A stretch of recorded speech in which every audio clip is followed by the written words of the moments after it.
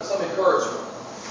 If you can keep the skin or the tent, the things that hold everything together in place, you will be able to elevate yourself above your peers across the world. Okay, let me give you an example. I went to a university recently, and I spoke at some little gathering of people. While I was there, this guy walked up to me who had demonstrated in multiple ways that evening. In multiple ways, he demonstrated that he made a lot of money. Okay?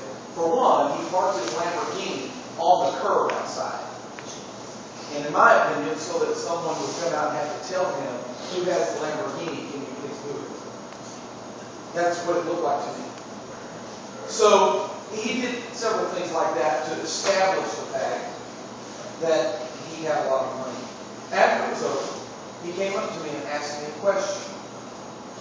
And his question is, he said, you talked a lot about good and evil and bad. All these things. He said, and you mentioned the word sin. What is that? And I said, okay, the short definition is when it violates purpose. Anything that violates purpose. And he said, whose purpose? And I said, that's what my talk was about. You missed it. And he said, well, I want to invite you somewhere. I want you to come to my house. And I'm going to have a group of friends come over. And I'd like you to give this simple presentation. And then we're going to ask you questions. So we worked it out and I went to his house. I gave my presentation. And everyone in the room, every one of these people, I assume that they would be called,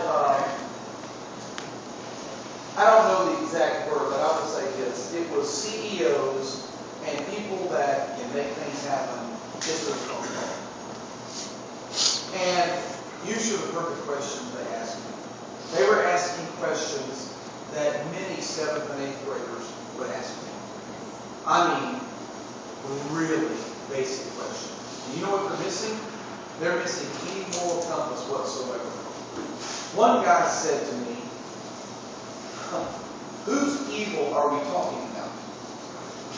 He said, because you said evil, and he said, I hate to interrupt you, but whose evil are we talking about? So I didn't let him interrupt me. I said, you'll have to wait till the end to ask your question. So I just went on to it. Then at the end, I said, okay, we'll start with you. And I said, rephrase your question. He said, well, for a part of your talk, you talked about evil. And he said, evil to you or evil to me? And he said, because I really don't think that there's any kind of evil. In fact, I don't think there's good. I don't think there's evil. I don't think there's meaning. He said, in fact, this meeting tonight is meaningless.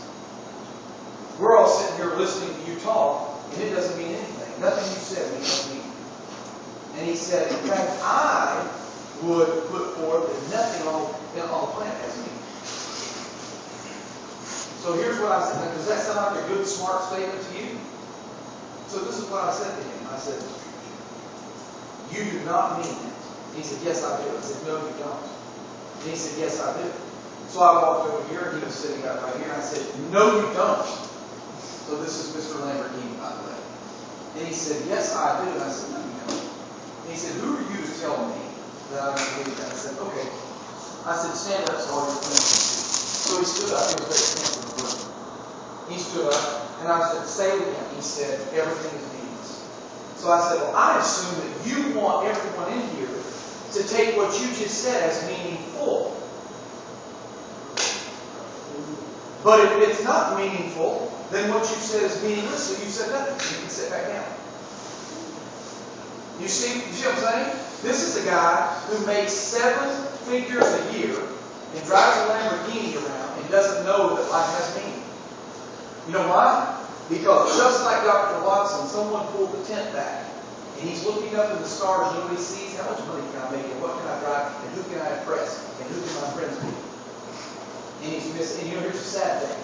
He has 3 kids. 3 kids. And not one of them believes there's a God. Not one.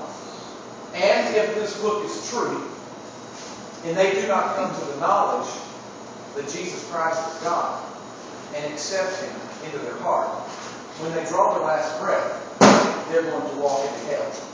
And it'll be Dad's fault.